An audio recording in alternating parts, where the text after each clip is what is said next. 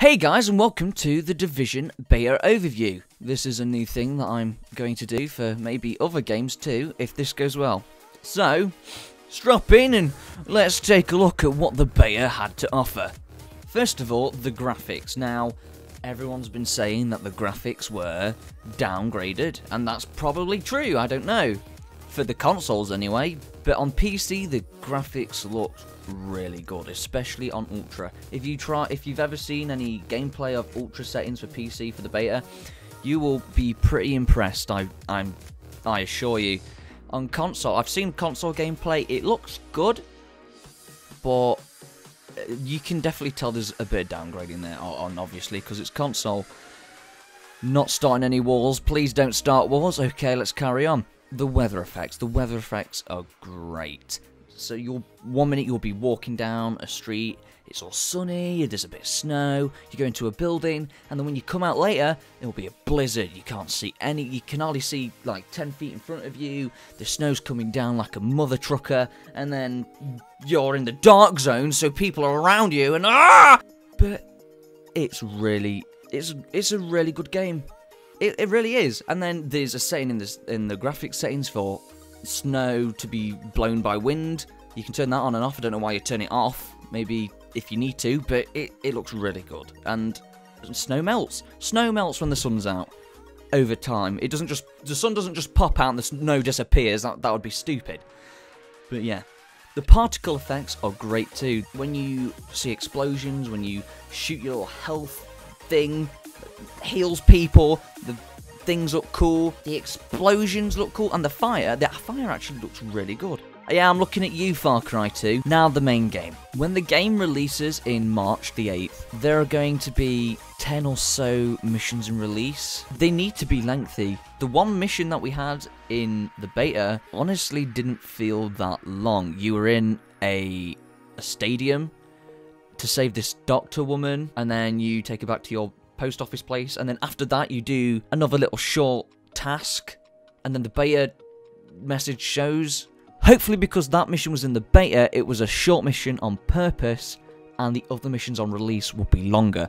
That being said, what we did have in the beta was one short story mission, a couple of side missions, areas for gathering tools for your base and to upgrade your base, collectibles, and random events, which they can be civilians walking by, and they come up to you and they're like, "Hey, look at me, can I get some food, please? And if you do, I'll give you some."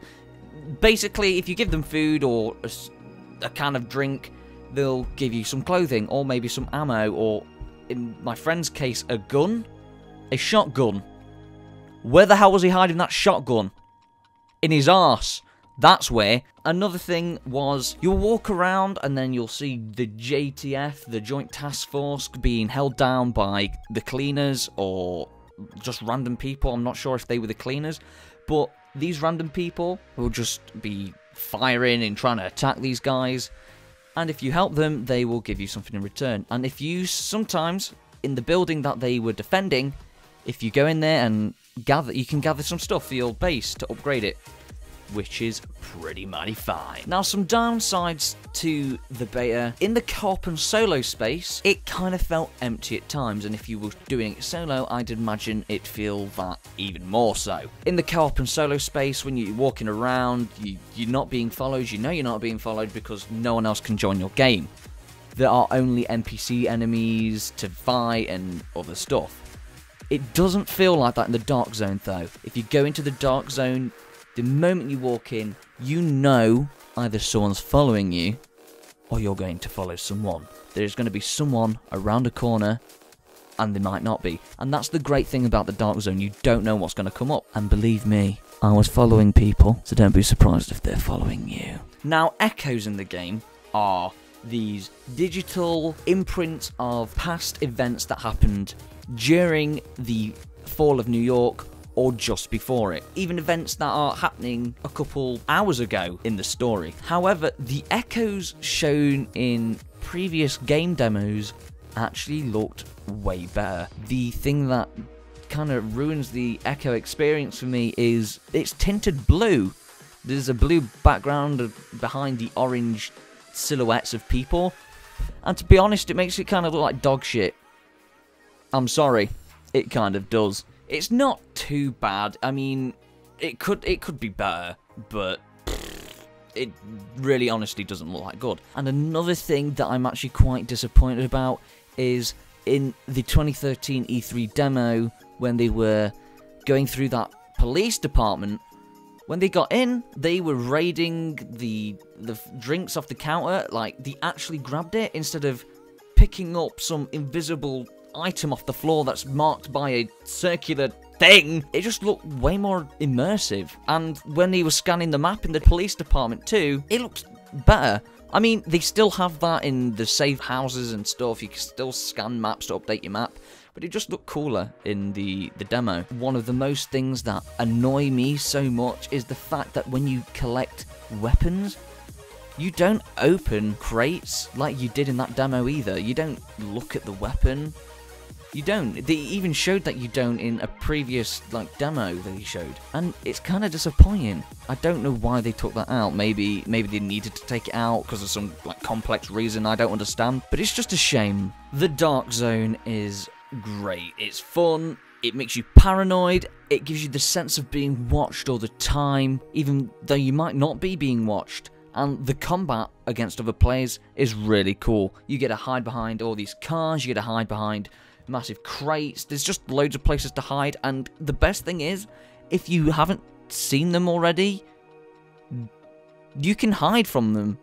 If they can't see you, you can hide, and it's cool. Only if they use their pulse ability, which scans and shows other people around them, NPCs and including players, and unless they do that, then they won't know you're there. And that's the really cool part, because then you can sneak around them, you can set up an ambush, you can do whatever you want, apart from weird things. Yeah. Proximity chat is really cool too. You can take the piss out of people, if that's your thing. And I'm guessing that's pretty much the whole internet's thing, to be fair. I just like going around and just shouting to people I'm going to come kill them. I'm not sadistic, I promise you that. I hope. But the reactions you can get from proximity chat is really quite funny, and it can also start some really freaky conversations. In my experience, Dark Zone crates weren't actually accessible. I did get a key, but I wasn't able to open any crate in contaminated areas. That might just be me. Maybe someone else has done it, I don't know. And if they have, well done. Well done, sir. I can't believe it. You've done something I couldn't achieve. Now give me my loot. But yeah, if it is possible, I don't know. But if you've seen someone do it, then go ahead and leave a comment and watch me cry. A problem that isn't really a problem anymore. It happened at the very start of the beta, but there were people camping at the Dark Zone entrance just for trolling reasons. I don't actually think there's much you can do to prevent that. And in all honesty, it was only for a good half an hour. Even though it was half an hour, it was just half an hour, and I think it was just because the beta came out and they were just being dicks, in other words. But yeah, so in overall, the Dark Zone is great. You go in and it feels like a completely different game, and like what I said earlier, when you go in, it doesn't feel empty, mainly because every inch of the map is filled with paranoia that you don't know if someone's around the corner. I can see a lot of people just spending most of the time in the release of the game just in the Dark Zone, collecting loot, killing people, doing hostage stuff, making fun of people, killing again, reconning, killing, more killing, and some killing, lots of killing. Maybe some stealth. I like stealth. Metal Gear, Solid Snake. One of the main mechanics of the game is Rogue. Rogue is a mechanic where if you kill a neutral player who hasn't killed anyone else, you become Rogue. And what this means is people on the map can tell where you are, and they're coming to kill you, because if they kill you, they receive a bounty. The bounty is XP and money. However, if you survive that, you also get that bounty, which I don't understand how it makes sense, and the amount you get is quite a lot. So people who've gone rogue should be penalised by having less of the bounty go to them. Mainly because they did kill someone. They killed a Division agent. Why is the Division giving them the bounty in the first place? But by going rogue, it makes you even more aware of who's around you, mainly because everyone else is looking for you.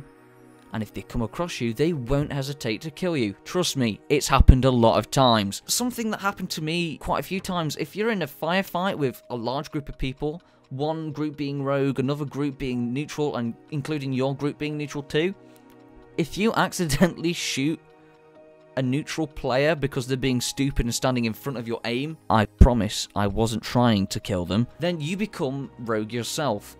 And that is something that don't know how they would fix. I think that's more of just you being more careful, and I honestly kind of like that in my opinion. But yeah, that is more or less the overview completed. The suggestions I would give to Ubisoft is opening more indoor buildings up. Just let us walk into buildings, let us see more people. There might be loads of buildings, open plan, I just didn't come across them. And if that's the case, correct me if I'm wrong. I didn't come across many, there were one or two or three. I'm impressed with the verticality of the game. Going on rooftops, being able to snipe from a position on a building over to the extraction area. That's cool, keep that in. Let's see more of that sexiness. But yeah, that's more or less our first overview of any game. And if you enjoyed it, leave a like. Don't forget to subscribe. And if you have any suggestions of how the game could be even better too, or if you want to correct me on something, go ahead and leave a comment. And I'll see you guys next time.